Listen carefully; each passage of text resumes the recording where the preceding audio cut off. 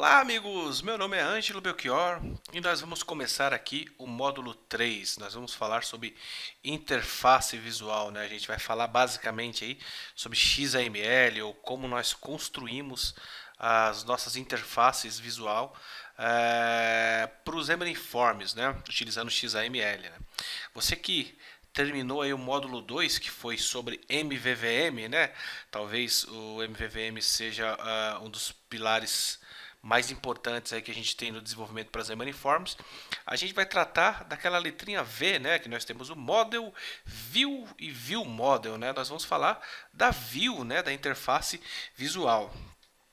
Sempre lembrando o seguinte, né, pessoal? Vocês que estão aí nas redes sociais, vamos usar a hashtag MaratonaXamarin, né? Sempre que a gente postar alguma informação, alguma dica, algum link, alguma dúvida, né? Tanto no Facebook quanto no Twitter, para a gente conseguir encontrar mais fácil aí, né? Tudo que está rolando na maratona. E participe também do grupo no Facebook, né? Entra lá, ak.ms/grupo maratona, né? E se você tem alguma dúvida, ak.ms/dúvidas maratona, certo? E eu faço aqui até um pedido, né, pessoal? Vocês que puderem compartilhar o link da maratona, se você conhece alguém que também é desenvolvedor, que não conhece o que é o Xamarin, ou você quer ajudar alguma pessoa também que está entrando agora no mundo do desenvolvimento, compartilha aí a maratona, né? Tem sido muito, mas muito legal. A gente tem grupos no WhatsApp conversando, o pessoal engajado, o pessoal curtindo tudo que está acontecendo. E eu tenho certeza que quanto mais a gente compartilhar, quanto mais a gente convidar pessoas para fazerem parte dessa maratona, vai ser muito, mas muito legal, né? Vamos ajudar aí a quem está querendo desenvolver, quem está querendo começar, quem está querendo entrar na área de desenvolvimento de software. Beleza? Então, hoje, como eu falei, a gente vai falar sobre interface visual. E aqui eu vou começar, nesse primeiro vídeo, um bate-papo mais tranquilo, mais rápido assim, para falar mais ou menos do que é o XAML, né?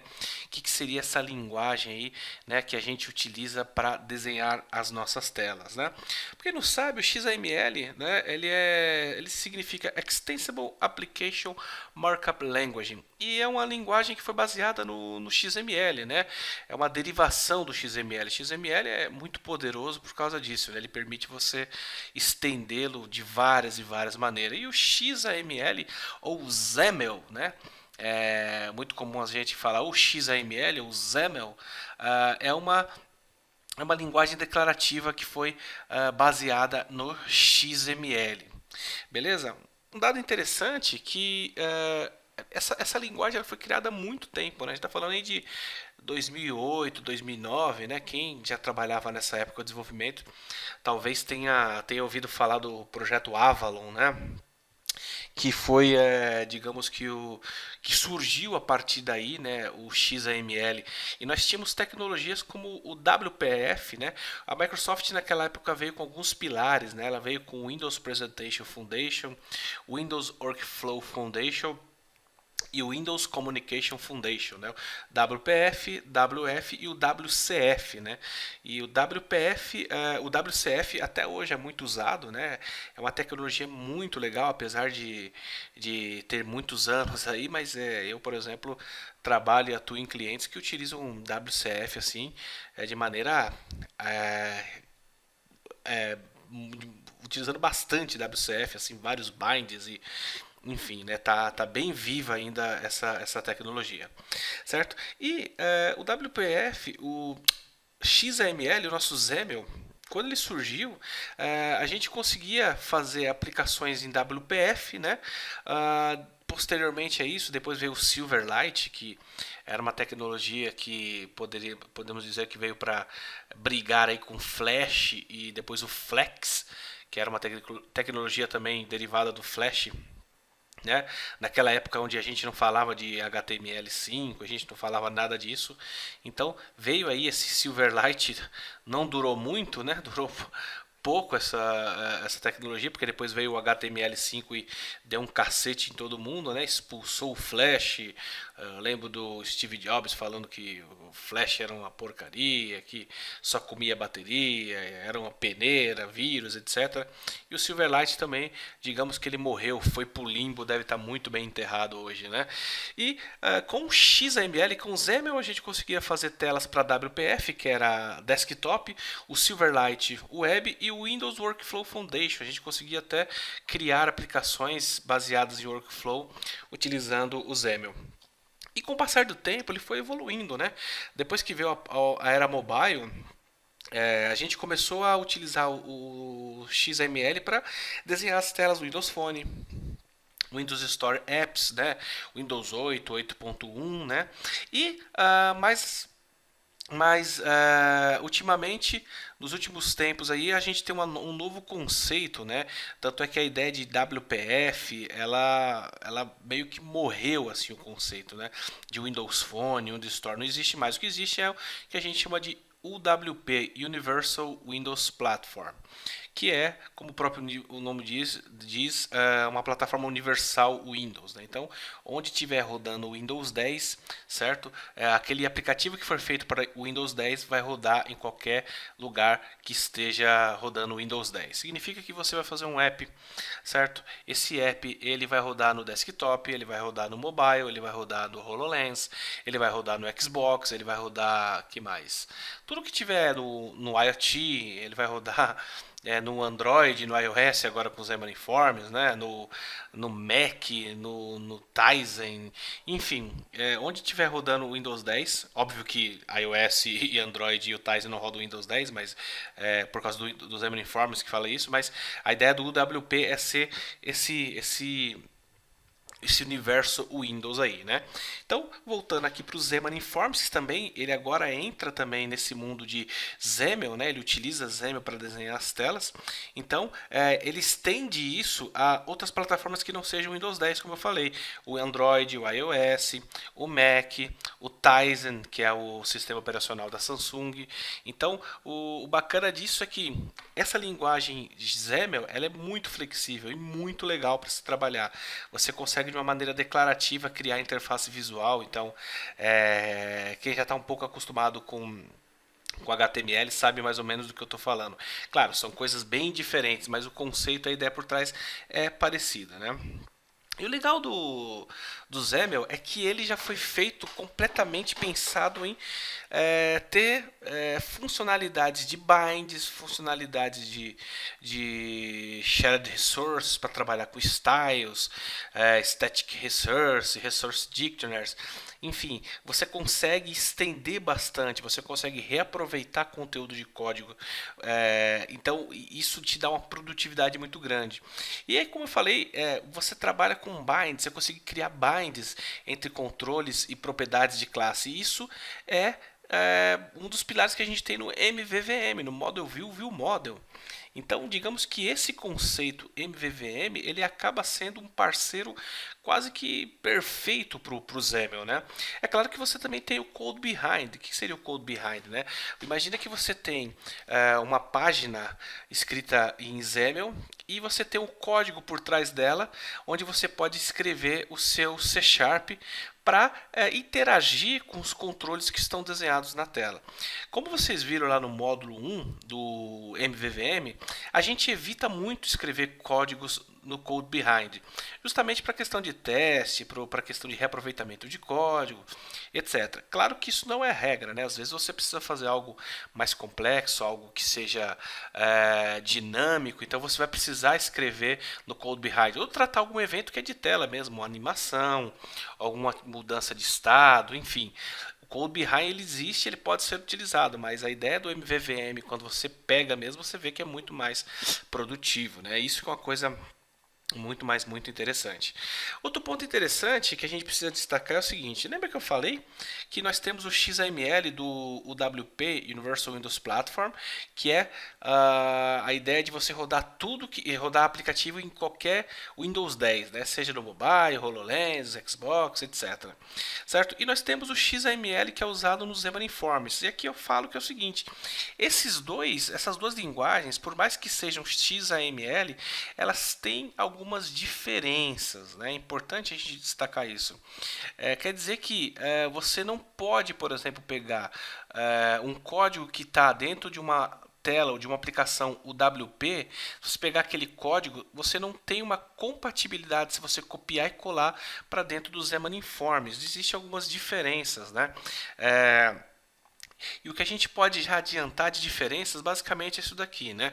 Nós temos nomes de controles que são diferentes, por exemplo, nós temos no Windows o WP, nós temos Stack Panel, no Xamarin Forms se chama Stack Layout, no Windows nós temos Text Box, no Xamarin Forms se chama Entry, no Windows List Box nós chama-se List View, temos checkbox, vai para switch, o progress bar vai para activity indicator. Depois nós temos alguns controles que os nomes não mudam: grid, label, button, image, date time, date picker ou time picker. Então eles se mantêm esses nomes aí.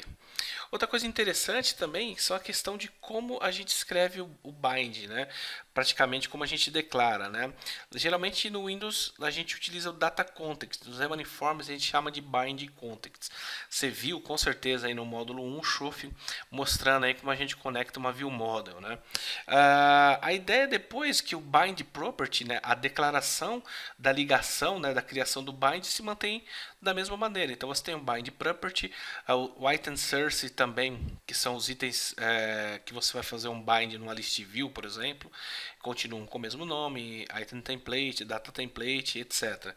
Então existem algumas peculiaridades aí, né, que a gente precisa estar atento, né? Outro ponto interessante também é que quando a gente está falando de Xamarin Forms, a gente está falando de plataformas nativas aí, né? iOS, Android, Windows Phone, Windows WP. Então, existem algumas características que a gente precisa tratar, né, na hora que está criando a nossa tela. Da mesma maneira que existem dentro do WP, né?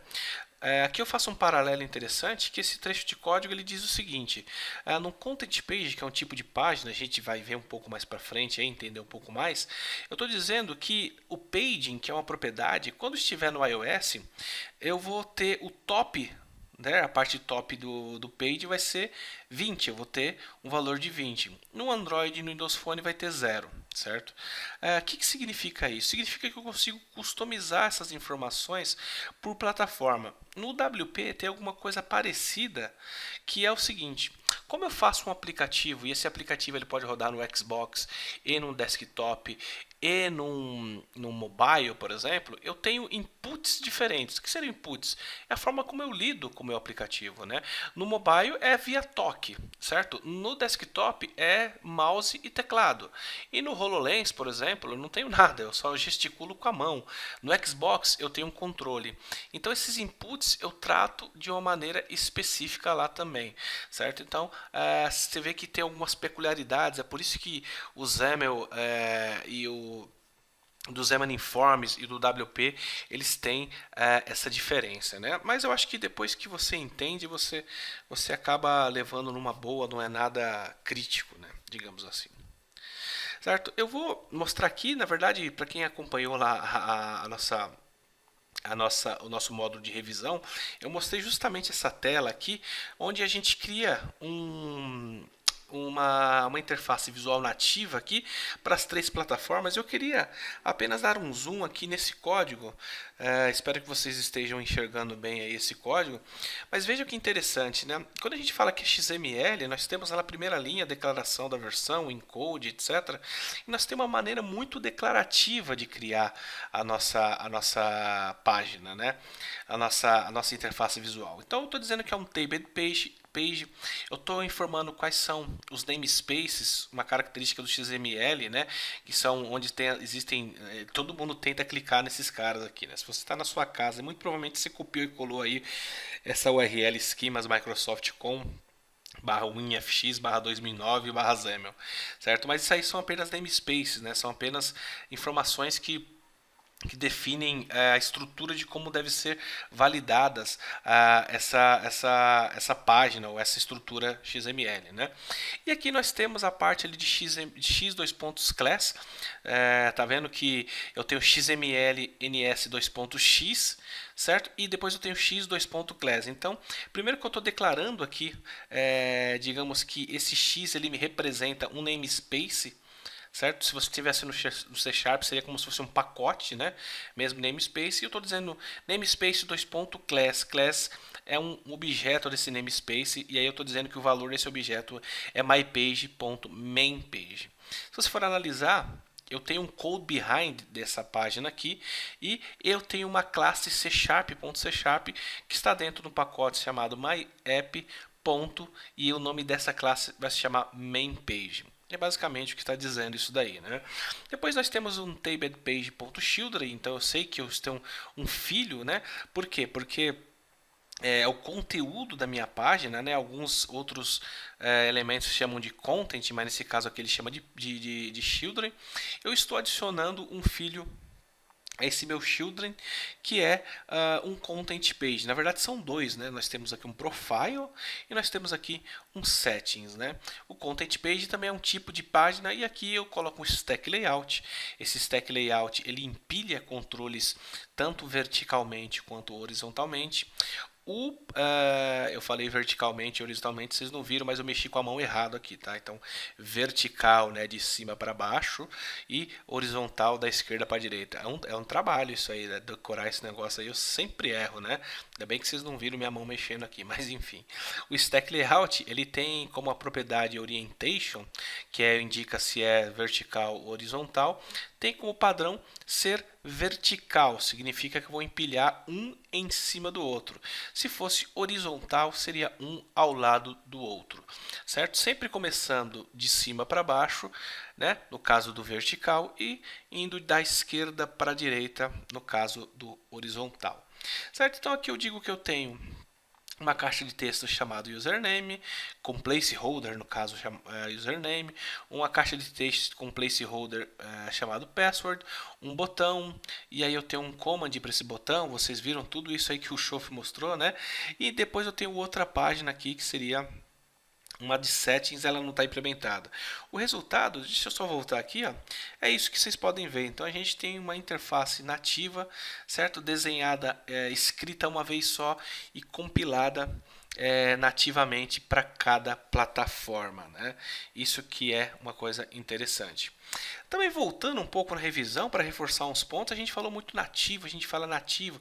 Vocês lembram, né, quais são as características de um app nativo, né? A gente falava de UI nativa, a gente falava também de APIs nativas e a gente falava de performance nativa, né? Só que agora a gente vai focar no que? Na interface nativa. O XML, o XAML, ele vai se transformar lá, depois que a gente compilá-lo, numa interface nativa. Isso é importantíssimo, pessoal. Isso é uma coisa que a gente vai bater muito em cima. A gente vai falar bastante isso. Porque quando a gente tem uma interface nativa, a gente está dizendo que o nosso app respeita padrões de acessibilidade e de usabilidade. Eu estou dizendo, então, que as pessoas que têm, por exemplo, alguma deficiência visual, elas podem ir na opção do seu celular e alterar configurações de fonte, como tamanho, cor, contraste, etc. Se você utiliza uma tela nativa que respeita esses padrões, automaticamente, quando essas pessoas mudarem, o seu app vai se adaptar. Entendeu? Isso que é uma coisa importante. Muitas vezes vocês podem se deparar com um app que mesmo que vocês façam essa alteração, ele não se adapta. Por quê? Porque a interface ela é apenas uma interface que aplica um look and feel, né? Que significa, né, ela aplica um estilo que parece algo nativo. Então ela aplica as cores, as bordas, os behaviors, né, os comportamentos de quando você toca e ele faz um shadow, etc. Mas no final original isso não é nativo. Então a pessoa que tem uma deficiência visual, ela vai ter um problema grave para utilizar esse app, né? Outro ponto de usabilidade também, essa questão de controles que pertencem à plataforma, né? Que você que utiliza o iOS, você vai se sentir bem e você vai se sentir tranquilo, você não vai sentir nenhum tipo de diferença entre apps, né? Cada app com um tipo de botão, com um tamanho de botão, com posicionamento de itens, né? Mas quando você vai para o Android, esse padrão ele muda completamente. Então, o cara que utiliza Android, ele olha para o iOS e fala: Nossa, como é que eu uso isso aqui? Eu só tenho um botão. Né? Como é que eu volto? Onde está o botão voltar, né? Então, e o cara que usa o iOS, quando pega o Android, ele se sente pobre. Não, brincadeira, piada. Mas quando ele pega o Android, ele fala: Nossa, mas para que tanto botão isso daqui, né? Então, tá vendo que existem essa diferença aí? Então a gente precisa respeitar. Por isso que a gente fala muito em interface nativa, né? E é isso que a gente vai fazer e é isso que a gente vai mostrar aqui. Ok? Então, essa foi apenas uma introdução básica para falar um pouco do que seria o XML, de algumas diferenças que ele tem. E agora a gente vai fazer uma demo com alguma sintaxe, uma sintaxe básica, mostrando algumas peculiaridades que ele tem. Ok? Então, vamos para a segunda parte agora do nosso módulo.